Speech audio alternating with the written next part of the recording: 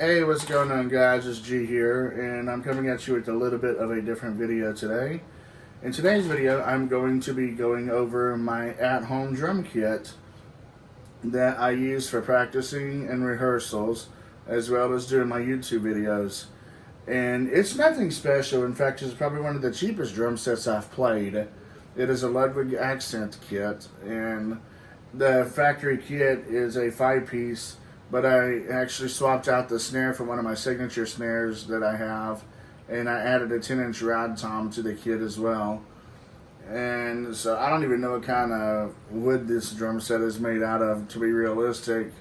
And quite frankly, since it's just an at-home practice kit, I really don't care. I just use it because it works great and it puts less wear and tear on my live kit, which is my Tama Superstar Classic limited edition set. So let's go over the kit. Again, the shell pack is a Ludwig Accent with the D-drum snare, and the cymbals are all Zildjian except for the effects are all Wuhan's. So the shell sizes are 10 by 9, 12 by 10, and 13 by 11 inch rod toms. And it's a 16 by 16 inch floor tom and a 22 by 16 inch kick drum. And my D-drum snare is a 14 by 7 inch Sean Drover Signature Series aluminum snare. And all the heads on the drums except for the kick drum are Remo heads. I use Remo Emperor on the toms, and I use a controlled sound on the snare. And the kick drum is the factory heads from the kit originally, and I just put a double bass dampening pad on it to protect the head. The front kick drum head is actually ported now too, which is not a standard feature. I put that in there myself because I prefer the sound of a ported bass drum head. Now the cymbals, like I said, are all Zildjian except the effects are Wuhan cymbals. So let's go over the cymbals. I have a set of 14-inch Zildjian S-Series hi-hats, a 10-inch Wuhan splash, a 17-inch Zildjian Z Custom medium thin crash, a 16-inch Zildjian Z Custom rock crash, a 12-inch Wuhan splash, an 18-inch Zildjian Z Custom medium thin crash, an 18-inch Wuhan China, and a 20-inch Zildjian A Earth ride cymbal. Now all the crash and ride and hi-hat cymbals come off of my live kit because I don't exactly have the kind of money right now to go spending on cymbals just for here at home. The Wuhan cymbals are fairly cheap, and that's why I was able to go that route. And if I'm being honest with you, I like the way they sound. They may be cheap, but those Wuhan Chinas have been pretty much my saving grace for at least 20 years now. And I've been using them since back in my Daimonian Verdict of Vengeance days, and I don't regret them. Now the hardware on this kit, everything is mounted except for the obvious. It's all mounted to a Gibraltar series rack with 2 wings on it. I have a 40-inch crossbar, a 30-inch right sidebar, and a 24-inch left sidebar. And everything except the snare stand and the hi-hat stand are Gibraltar hardware, and the 2 factory rack tom mounts for the 12 and 13-inch tom. Those are actually the factory tom mounts for the Ludwig kit. The double bass pedal that I'm using on this is just standard Tama double bass pedal with the beaters turned backwards, so I'm using the plastic side of the beaters. And I am actually using a UW drop clutch on my hi-hat.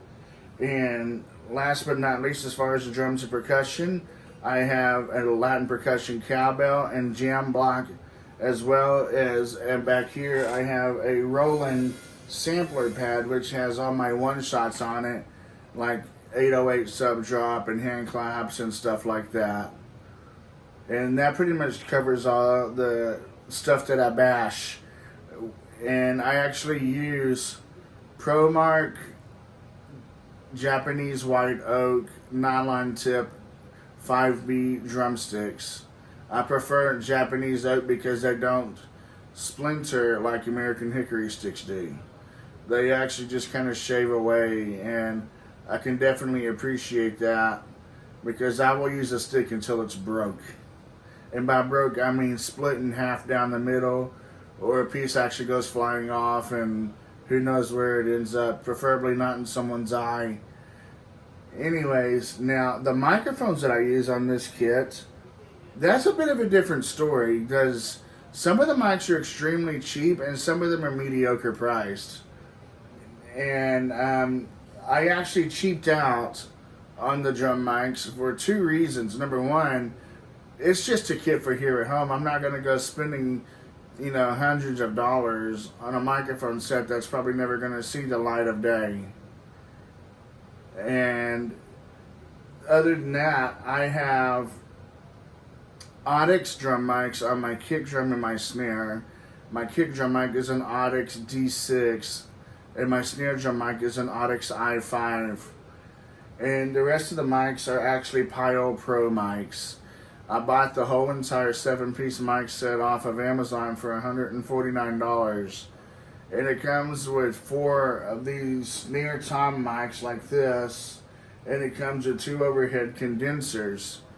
And surprisingly, the response that I get from these Pio mics is actually fairly nice. And so what I did is, since it came with a kick drum mic, 4 snare tom mics, and 2 condensers, the kick drum mic died on me, but that's okay. I could care less. And so what I did is I used the 4 snare tom mics and used those to mic up all 4 of my toms, the 10, 12, 13, and 16. And then I used the overhead condensers respectively just on the left and the right hand side of my kit. My left one kind of hovers over the hi-hat and the right one kind of hovers over the floor tom.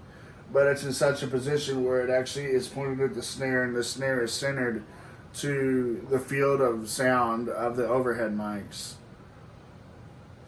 Now, I don't have a mic on the hi-hat because personally I don't need one, or at least in my honest opinion I don't. Now, if I was doing some professional studio drumming stuff, then yeah, that would be a different story.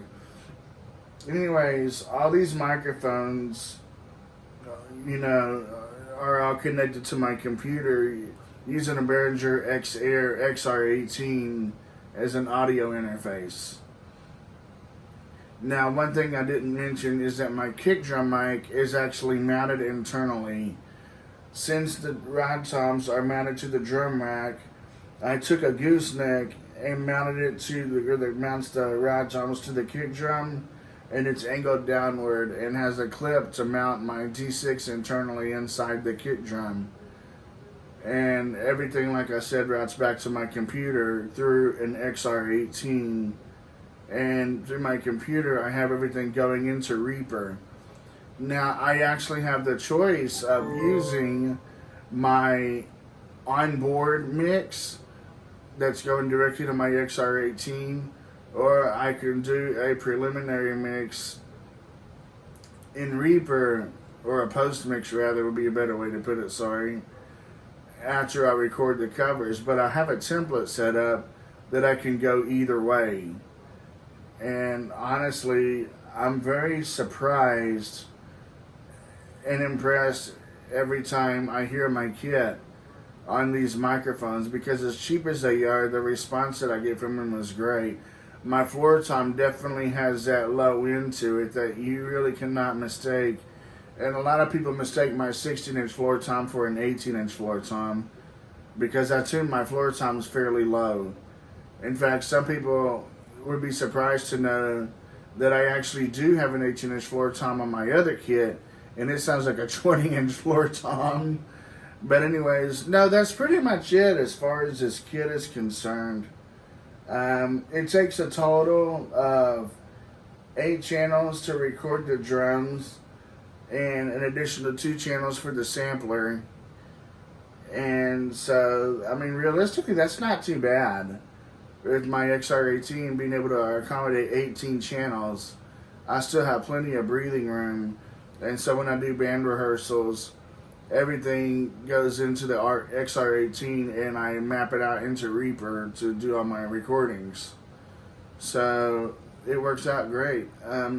If you have any further questions, comments, and hopefully no concerns, then I would be more than happy to answer them. Just stick them in the comments down below, and I will see you guys in the next video, or at least you will see me in the next video. I ain't gonna see nothing.